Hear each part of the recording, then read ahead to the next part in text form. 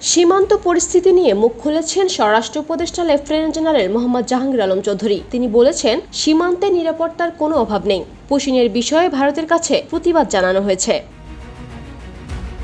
বুধবার সকালে রাজশাহী কারা প্রশিক্ষণ কেন্দ্রে 14তম ডেপুটি জেলার ও 62তম কারারক্ষী ও মহিলা কারারক্ষীদের সমাপনী কুচকাওয়াজ অনুষ্ঠানে সব কথা বলেন তিনি।